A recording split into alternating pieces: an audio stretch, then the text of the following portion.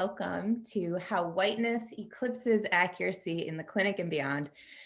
My name is Alexa Miller. I founded Arts Practica, which is my consultancy, in 2011 out of real concern about the way in which uncertainty is managed and approached in medicine, and to bring adaptive strategies for approaching uncertainty into medicine from my own research, reviewing best practices of doctors, as well as other fields like the arts, where uncertainty is approached very differently. And I'm going to talk more about that in a minute. But in recent years, racism, white supremacy, and its insidious influences in uncertainty have just become clearer and clearer to me as part of this work. And so I've been working in my own personal learning trajectory as a teacher and a human being, and also on a scholarly level and in my teaching and workshops. I wanted to share that a little bit. And I'm so excited to also present with Dr. Callie Cyrus, who is a friend and an incredible colleague, and somebody whose our friendship has been an important driver in my own learning over the years. And she is just such an expert on DEI and racism in society and in medicine and in academic contexts. So Callie and I are each going to talk about our work, and I'm going to go first. But I just wanted to tell you all how excited I am to do this together. And we've worked together in a few different contexts. And we're also still exploring ways in which our work is synergistic. So we would love to hear from you about the themes that you notice and similarities in our work and connections that you see as well as we go, because selfishly, we're doing this conversation a little bit for us to explore crossover of our work and also share it with you and invite your questions and on the ground experiences.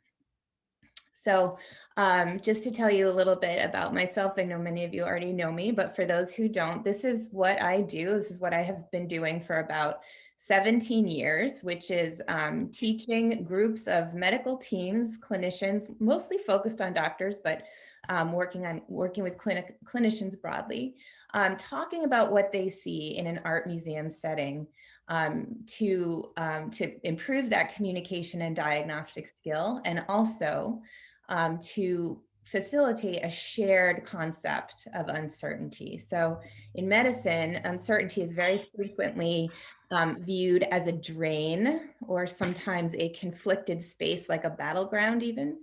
But in works of art, uncertainty can be places where the risk and the conflict is decreased, which makes it easier to take the interpersonal risks that allow us to see that uncertainty is actually a place for hope and for learning, and something that's often the reality and something that we really need to be able to evolve as a species and create knowledge and see the whole picture together. There's a whole lot more to say about uncertainty, but what I wanted to mention for today is that uncertainty is a place where things in medicine can go really, really well, like the best of medicine can get made and co-produced with patients and families and team members, or where things can go very badly. And if you talk to patient safety experts and people who study medical cases that have gone very wrong, a common theme across the board of these experts, who often don't agree with each other on other things, is that all human beings involved in care need to be much better equipped in uncertainty. So uncertainty is also a place that's very subject to influence and distortions. And typically, I'm going to come back to that. Typically, when we talk about those influences, we talk about the things like incentive programs or prescribing or technology, burnout, stress states, organizational culture. These are the things that are typically talked about as the influences in uncertainty. What the last year, and I mean more, it's been so long documented since like forever, but what the last year it has forced and not allowed a looking away from the extent to which the overarching divisions of our society, in which the United States was built when we went and got slaves from other countries to build our economy and created a system of who benefits and who pays. that basic overarching racist structure, and also the culture around it that's dynamic with it, the white supremacy culture, are just insidious influences and uncertainty. So I've been really focusing on that for myself, for my own learning, and more as a teacher. I certainly don't see myself as an expert. I can't work with an institution to transform their belonging and their approach to racism in the way that Callie can and does and will speak to. And in fact, I've had the privilege of just coming in a small way to some of Callie's work at other sites, and hearing from the people she's worked with about just like how effective it is. So I'm really excited to have her share. But I'll just talk a little bit about a little bit of the teaching that I've been doing that can advance the work of institutions that are already engaged in work like that, such as Callie does, or other other consultants, institutions that are honorably taking on examining their supremacist roots and how to recreate a better way. So this is a work of art by Thornton Dial, who is a self-taught African-American artist. And it's an incredible piece. I've talked about it many, many times in different discussions. I know others here on this session have too. Actually, let's throw in the chat. We're not going to stop and do an image discussion, as fun as that would be, but let's start throwing in the chat some of the themes that you think might come up from this work of art. Like just one or two words. What themes jump out at you? Now I have to figure out how to pull. Okay, great. So you see violence, bloodshed, chaos. Love it. Yeah, all of these things. I had a conversation about this just the other day with some students, and they were all over the place as to the significance and was it American flag or was it not? And then somebody just finally said, you know what, this is just a pile of trash. So, okay, these are great. Messy cohesion, confusion, muddlement, wonderful. So we could go on and on and on, and another time and place we will. But one of the things that I use this work of art to bring up is the idea of is freedom. Freedom is, when we talk about freedom and the American ideal of freedom, we don't always think about that we're actually talking about safety. Safety is freedom. Safety is freedom from harm. One of the great privileges and most protected resources of a white supremacist thought system is the privilege, the entitlement to have freedom, while at the same time staying willfully ignorant of the harm that causes others and others' inability to have that safety. So that's a big concept. We're going to bookmark it for now, but that I use this work of art as a jumping off point to talk about that. Another thing I use it to have a jumping off point is to just talk about culture. Culture, we can define it as the medium in which we come up, in which we grow. Culture reflects our values. It's like a mirror. And it is the author, Tima Okun, who writes about white supremacy culture, whose work I would very highly recommend. And when I'm done with this presentation, I'll drop some links in the chat. But she talks about how central to the idea of culture is a survival strategy. And in white supremacy culture, it's a kill or be killed. It's a better than, rather than an equal human partnership, the work of affiliation or brotherhood. And culture is also like, you can think of like the fish, saying, how's the water? And the fish going, what's the water? We don't often think about culture. There's so much we take it for granted that we accept as part of our survival strategy in a certain system. So here are some of the things that are in the water of US culture, the things we typically don't stop to think about. Healthcare being the #1 cause of bankruptcy, for example. I could get sick tomorrow and need a major, life-saving intervention and be homeless next year. We're costing the earth. We have this pandemic of racism that we have had for 400 years, though within the last year, we finally have medical groups and others acknowledging that. Prevalent discrimination and violence. I mean, I'm not going to go into these things. I'm sure you have all seen just the staggering data that's coming out on the discrimination and the disparities that we see in health as part of things we accept as normal. Okay. And so this is informed by a mythology. So what is mythology, right? You're asking an arts and humanities person. So mythology is about the sacred stories, like going back to that picture of our flag, our sacred stories of American ideals.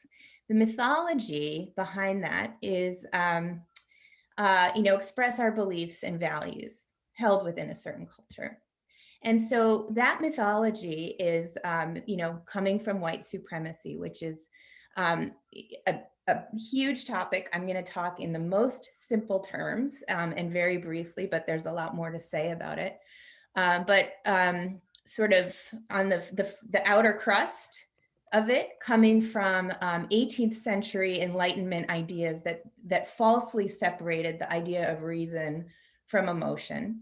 And categorized people by a false sense of status, including with animals, and really made a sort of false, taxonomy of belonging, and that these ideals fed right into industry. And cost, which is part of why a basic way in which, like, we look now at our industry costing lives and the planet, primarily. Beneath that and undergirding that, before the 18th century, we can point to the book of Genesis and the idea of the creation of Eve, as somebody who is, not also a protagonist like Adam, who's in the center, but a helpmate and maybe somebody to blame. These ideas of one human being better than another, and the different roles that get assigned. Embedded in these ideas are, there's like violence and pleasure and the confusion of the two. And so the scholarship of Resmaa Menakem talks about this really well, and I highly recommend his book, My Grandmother's Hands. But the linkage of the traumas that came out of the medieval era and the public floggings and the torture chambers, this is from the Tower of London, that those confusions and those twisted qualities of pleasure and violence came from that era, and that we've never fully recovered, and we've never gotten over that, and we project it and distort it. And we see that all the time in movies. Like, you have a sex scene or a rape scene right next to a violent scene. So there's like a conscientious confusion of those feelings even now in our pop culture. So the author, Eddie Glaude, who has an incredible book on the work of James Baldwin, has this great concept of the bribe, which he describes as like the acceptance of the white supremacist culture, really that survive as a survival strategy. And he said, there's a beautiful podcast, I'll post a link to it, where he's talking about his book, but it's white people's silence. It's that acceptance. You just do your job and you make your money, and the real worst part of you're causing harm and maintaining that willful ignorance, but to adjust oneself to that is damage to oneself. James Baldwin had this famous quote, I think it was in 1968 with Rolling Stone, about how he was asked, well, aren't you concerned about Black people? And he said, actually, I mean, we're dying, but we're just the ones dying faster. Everybody's dying of this distortion. And Glaude talks about that the bribe involves a deformation of attention. We leave our eyes blank if you accept it. And so when I first heard that, it really stopped me in my tracks, and it like connected all these dots that I want to share with you, the deformation of attention. I first thought about Oscar Wilde's philosophical novel about the picture of Dorian Gray, when somebody he previously admired and then started having worse and worse feelings about actually became deformed and distorted in his perception. I was really into the work of the German Expressionists when I first started studying art. And there's an interesting body of work that comes out of Germany between the wars that really documents that sadistic smile that you see in the Nazis. So this is Max Beckmann of the Hitler Youth, and you just see that real sicko smile that we see all the time. It's no different from the smile on Derek Chauvin's face as he was killing George Floyd. It reminded me of stereotype threat. So the work of Claude Steele, who identified stereotype threat and how Black boys are perceived as a threat around age 5. And this is a wonderful book about his research and his personal life that led to it. The Bribe reminded me of physician burnout and what it's like, seeing so many of my friends who are doctors who are seeing friends of theirs take their own lives, and the moral distress that so many physicians are under, sort of being part of this system that they see causing harm all the time and being really haunted by seeing terrible things. It reminded me of my friend Callie, and when Callie and I first met at Yale, and I saw her interact with colleagues who I thought I knew really well, and be treated herself like a threat in ways that when I observed her personally being extremely generous. And I saw that distortion in action with Callie. Jonathan Metzl's work, Dying of Whiteness. So, and finally, it reminded me of the epidemic of misdiagnosis, which is something I have studied for many years, and how errors themselves are one of the reasons why errors are interesting is they tell us information about a system. So I'm going to end by just talking a little bit about errors in medicine. So this is a list from the research of Pat Crosscarry, who is a world expert on medical error. And this is the list of the most common cognitive causes of error in misdiagnosis. I'm not going to describe what each and every one of them is, but for those of you who are in medicine, you're probably aware of them. But they are all different kinds of cognitive tendencies. And I also just want to say to those of you who are in medicine, cognitive errors and racism also are not people being bad people. One of the most important pieces of learning in my own personal journey was reading the work of Robin DiAngelo, White Fragility. And one of the brilliant things about that book is it takes the moral crisis out of racism. So it makes it okay and safe to say, yes, I'm a racist. I grew up in a racist culture. I'm saying racist things. Let me notice that and take it back and deconstruct it, but not have to have a huge emotional breakdown that's actually going to derail the conversation and protect racism. So this is not about doctors being bad people at all. And I just want to say, everybody who showed up on this call who is a doctor, you're awesome. And thanks for exploring this. But those deformations of attention, there are aspects of the white supremacy mythology that I can see at play in some of these errors in key ways. So overconfidence is like preferring having false certainty over accurate uncertainty, which is very unsafe. That's about needing to be right and taking the satisfaction of being better than or smarter than other people. The use of myth or stereotype instead of reliable data. This is so prevalent in medical education, the confusion of phenotypes and stereotypes, where data just doesn't exist. And most phenotypes are based on white male specimens. And there's so much in medicine that is simply not known about how diseases present and express in bodies of color.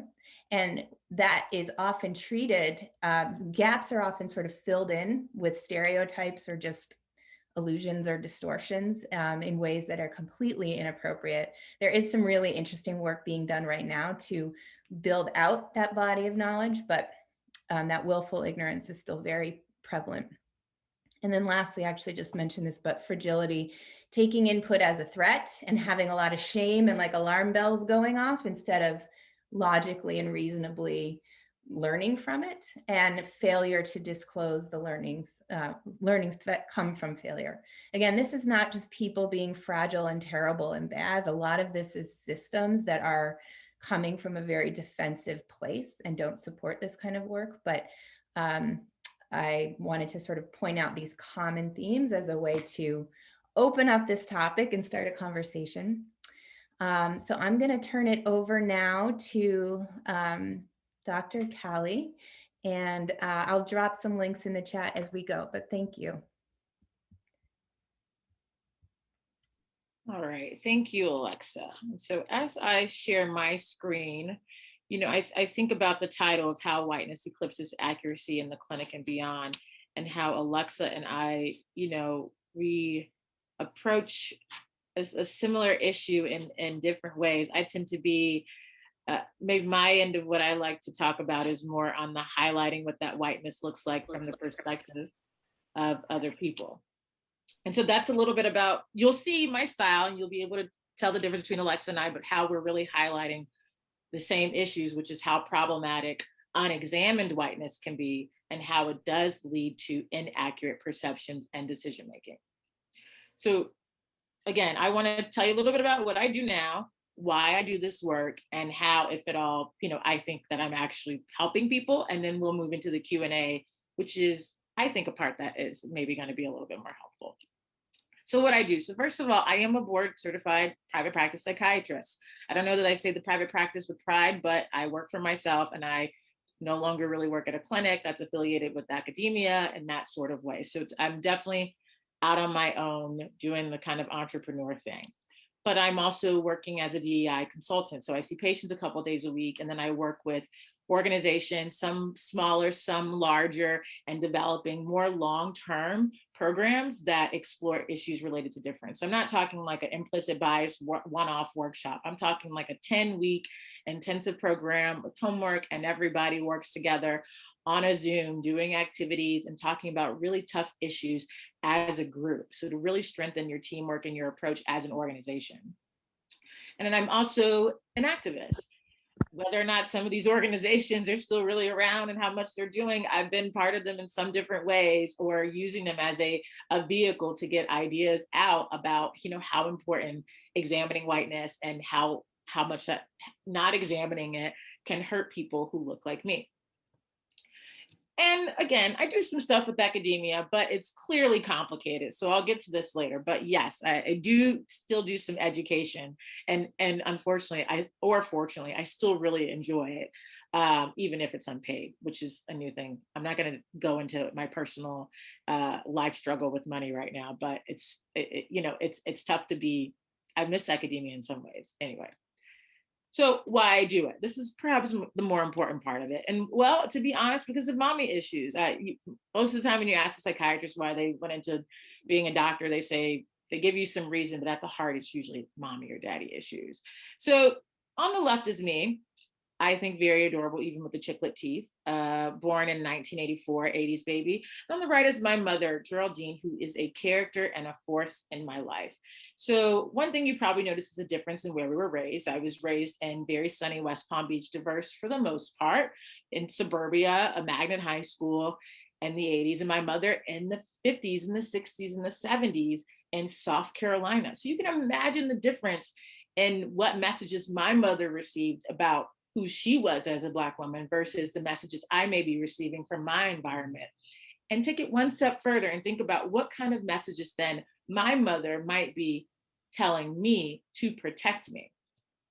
So one of those might be careful around white people, which I think for some might be new, but this is a common thing that people of color tell their kids. It's like, don't trust white people, be careful around them.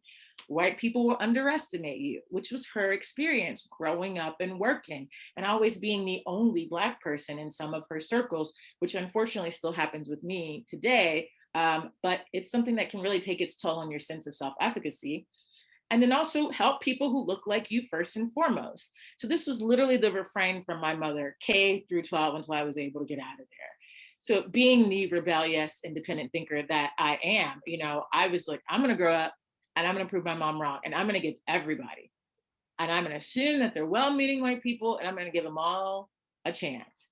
So, I believe that you could be friends with people who were very different. Right. I also believe that, I wanted to be a doctor.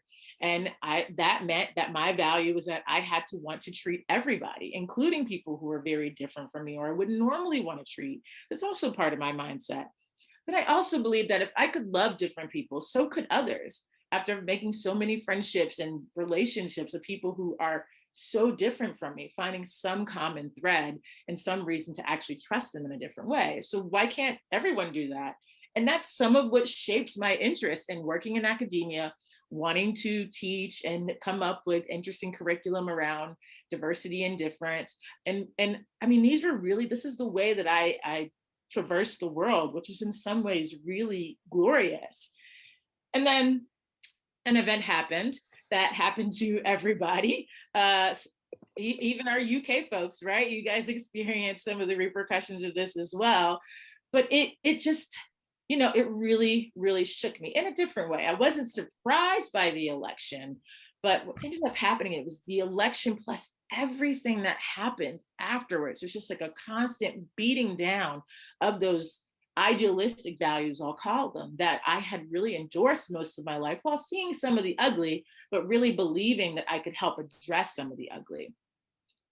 And then, I fell into this space where it was a dark place. I realized how right my mother was, which is something that I don't like to admit, but there is some truth in that. And that I really can't trust most white people because they or their families elected Trump. And this is a statement that, I even a little uncomfortable to say out loud, but I say it because I know it's in this crowd, I will say, right? Callie behind the computer is different than Callie in the streets. But this is the way that I operate in the world and even professionally, is that I know I have to watch my back. And a lot of the time doesn't even matter if you're white, it's just in general. People right now we're all trying to stay afloat. But then I just kept coming back to this, well, then how are so many people who might be connected to family members who voted for Trump still my friends? Like friends that I trust, friends that I know would have my back if we were in a restaurant and something went down, or we were on the streets and something went down, that they would fight to help me, which is something that's still very, it's a dissonance that I'm still trying to piece together. So basically I left Yale. I stopped doing DEI. It was really incredibly hard to do it. I just didn't believe in it. And I started doing other stuff. I had to rebuild my hopes somehow. So I worked on the Hill. I took a fellowship working with the APA. So I worked with the Connecticut Junior Senator Chris Murphy for an entire year doing health policy work, which was a great transition, even though I learned that I don't like working 9 to 5 behind a cubicle. So that was nice to kind of rule that out as a next step. I also entered into a safe relationship with another academic institution. So again, rebuilding safety in my own terms, right? So finding ways that I can trust people, even if they don't look like me. So again, I want to make sure I emphasize this difference. So even if I traverse the world not trusting most white people, I see things in more of a one-on-one kind of, you get to know a group, you build that trust with people. That is always possible to me. And so I'm an assistant professor at Hopkins. I'm part-time and unsalaried, and it's a great relationship. I do enjoy my interactions that I have with them and my clinical opportunities that I'm able to have with them, and also conversations. But I think what ended up happening is that I needed to, over the years, come to terms with my DEI interests, which has led me to this point where I am really diving into the private practice, but also this model where I'm working with groups and also doing a bit of, I call it like psychological coaching, basically. So talking about race in an out of the box way, because I like that model of working with people. But the difference is that I'm no longer optimistic, which, this was a very big kind of conflict. My partner kept saying to me, oh, well, you thought you were woke and you didn't get woke until the Trump thing happened. And I was like, no, that's not really, doesn't capture the nuance, which no one likes being told that they're not as woke as they think they were. But I realized that there was an optimism that I possess that I no longer possess, but what I do have is hope. And so I put this on here just to highlight that difference, because I think that, I think we get down on ourselves when we don't have optimism, but remember that we do have hope, which is like, I'm going to do this regardless, because I do think my actions are effective in some way, and I'm just going to continue doing it. So there must be something that's helping me. And I think that it's hope, which I have, which is why I do this work. So then, okay, how, if at all, I think I can help, which is why we're doing this talk, which is why we're going to do some Q&A. It's just to sort of showcase how Alexa and I think about these issues in terms of their practicality. And I think that's where I'm headed, is really trying to be practical. So I think I can help, one, because I offer a number of formats. And that is, again, the one-on-one coaching. If you have some kind of questions that you don't feel comfortable asking someone else, you don't want to put that burden on your Black friends or colleagues, that's something that's a labor that I can do. Curriculum development, informal conversations, there are other arrangements.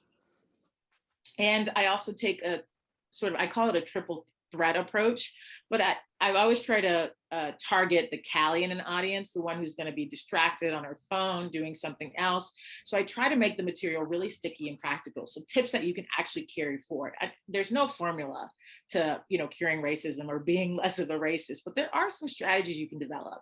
And so in that vein, that's why I was shifted to doing workshops and coaching and working with groups, so that I can make them customized. So I can understand what your organization day to day are like. What is the job descriptions of these different positions, and actually fine tune the material so that you understand how your actions might result in harm to a marginalized identity in a way that you really understand. And also scholarly, which is something I thank academia for, which is I use evidence, which is really important to guide whatever these types of efforts that you are doing. I also think that can help because, again, I'm choosing who I want to work with.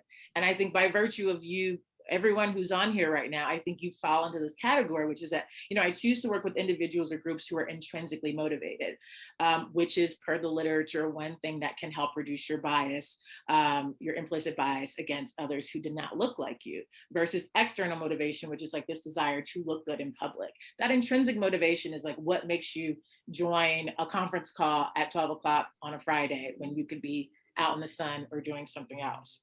So I want to work with people who are motivated and do this process in a different kind of way. And most importantly, it's on my own terms. It's not the way that I was doing it in academia. And I know it's not my job to save white people, which is I wouldn't offer my help if I thought that was the case. And for whatever reason, I don't know, I actually enjoy it, which is weird. I just do, right? I know we assume one of the problems that we assume all Black people want to talk about diversity, which isn't true. I just happen to like this stuff. It's weird, bottom line. I mean, money is also involved in it too, but it is a weird thing to like to do.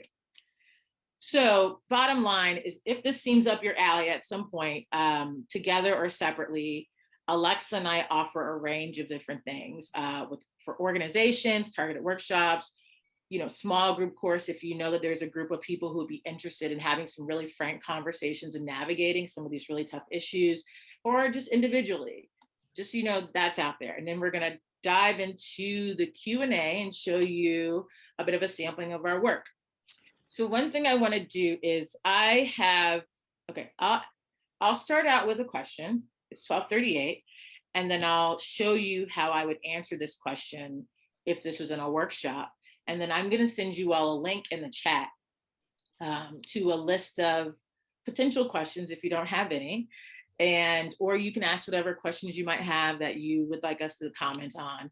And then you can also, if you prefer, ask it anonymously. But I think we're a small group and you guys have been pretty active in the chat. So maybe we'll just use the chat, but I'll just dive in.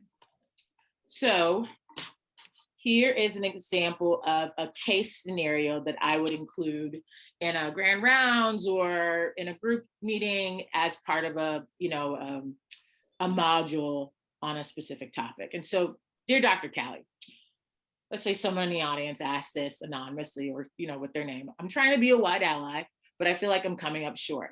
Nothing I do seems to be the right thing. For example, I texted my BIPOC friend about the Chauvin verdict and later found out that it was upsetting to them. So again, this is the kind of stuff that I think we really need to be talking about in a direct way. And it's hard to talk about this stuff. Who do you ask this to? Do you ask, I'm making a lot of assumptions here. Let me name this. I'm not a white person. So I don't fully know what it is like to be a white ally. Maybe Alexa will comment on this at some point, but I know that this is something that's happening because it happened to me. I received multiple text messages. Let's celebrate. This is great. Oh my God, finally. And I can't say that I enjoyed those text messages. And so what do you what do you do if this happened to you? How do you think about it? What do you learn, and how do you not feel discouraged or scared, right? Like, that's the thing. Am I going to get canceled? There's so many mistakes that you can make. So I'll explain at least how I think about answering this question in a way that I hope is educational, but also practical. So the answer is, I mean, it's definitely complicated, but I think one word is just remember that you have privilege if you are a white ally. Like, at the end of the day, I don't know how many articles on bias, on being an ally, on how to advocate for people who don't look like you, on like organizational psychology, and like, you know, how do you change your brain loops so that they don't reinforce you doing stereotypes and bias, but it always comes down to acknowledging your privilege. Obviously, it's more complicated than that in this context that we're talking about, because this is a complicated kind of issue. But the privilege, and so in thinking about the answer to this, it is a specific type of privilege. So in looking at these text messages, I'll explain it from my point of view. I saw "let's celebrate." This is great. And I know the data, which is at least that when folks are surveying white people, it is often the case that white people tend to overestimate racial progress. So in seeing a verdict of guilty, which in itself is a good thing, it's a landmark court decision. I am aware intellectually that that should be celebrated in some respect. But what I don't see is progress. What I see is that that same day we had a 16-year-old who was shot by the police. Yes, she was wielding a knife, but do we think about Kyle Rittenhouse with a semi-automatic weapon, who was welcomed and peaceably arrested, and then even had a Virginia police officer who donated to his like release fund or something, or some other release fund, something like that. And so what I see is how much more there is to do. I think about all the people who were shot last week. I think about all the names that we are going to continue to hear. And I think about that because I look like these people. The moment I leave my house, I'm acutely aware that I look like somebody, no matter that I'm a doctor and I have my own privilege, that I can get shot. And so when I hear the verdict, to be honest, I didn't feel anything. I'd already kind of detached from this whole Chauvin thing. So you can imagine that this is already a difference that I don't know that you can fully understand, because it's just the way that I inhabit the world that is different from a person who is white. And that's going to be the case. And so understanding that as a background of why someone might be upset doesn't necessarily mean they're upset at you, right? But upset about, how different you can be perceiving something that is, I guess, monumental, kind of like the election of Obama and racism is done, this kind of thing. So this is one way that I would look at it. So I also, at this point in my talks, usually start talking about privilege, right? Which tends to make people feel a little bit icky. So icky that there's even a model that was developed to help people talk about privilege and recognize, why it is so hard, right? So because of denial, deflection, rationalization, these are all the ways that we defend against someone talking about privilege, because we think that they're saying we've gotten something that we don't deserve. And that's not necessarily what I'm talking about. It's tied up in a bunch of other themes, and we all have privilege in some sort of way. So it's a complex issue, and this is one that I think is really important to know how to talk about in a way that doesn't make people shut down, because it's actually really important to be able to have this conversation.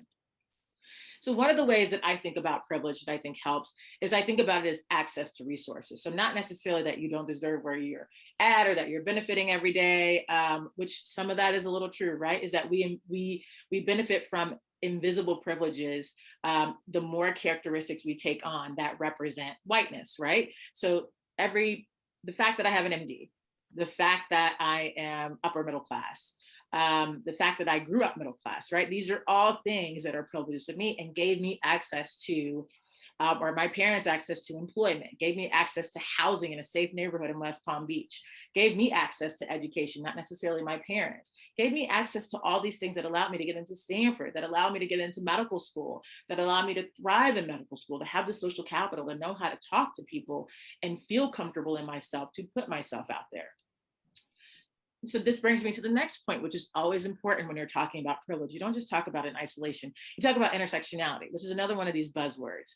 But it's really important because we're not just one thing, right? I am a Black, queer, androgynous, woman with some really bad anxiety who's always sleepy. And these might happen to be part of my oppressed identities. But again, I also have a lot of privileged identities.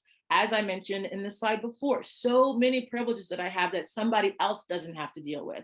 And so I like to say that if you're not quite sure where you fit on this, this is a really good depiction by Sylvia Duckworth. She's an educator who makes illustrations like this, is the power and privilege wheel of, how close you are to the inner circle really determines how much power you have in society, which does determine how successful you are in terms of the characteristics that help you move forward versus some out here. So if you're struggling and trying to figure out, what are your intersectional identities, this is a really good way of looking at it and seeing how many privileged identities you might have versus marginalized. And again, I like to say, even a straight white dude has three identities. And so there is a chance that you probably have one other identity that fits on this list that is an ism, which means that an identity that is discriminated against. And that is because of white supremacy, which is why we are talking about whiteness and white supremacy today. And generally, applicable advice, at least in this case, is the intent versus the impact. It's not like if you send a text message like this, you weren't intending to be a jackass or to rub it in someone's face or to make them feel hurt. It's the impact. And that's really important in talking about these issues because you're going to struggle with it forever as long as you're white and alive. And that's also how I like to address these topics in my talks as well. So, Alexa, I'm going to stop sharing and I wonder if we want to do questions. Let's do questions. Yeah, let's do them in the chat.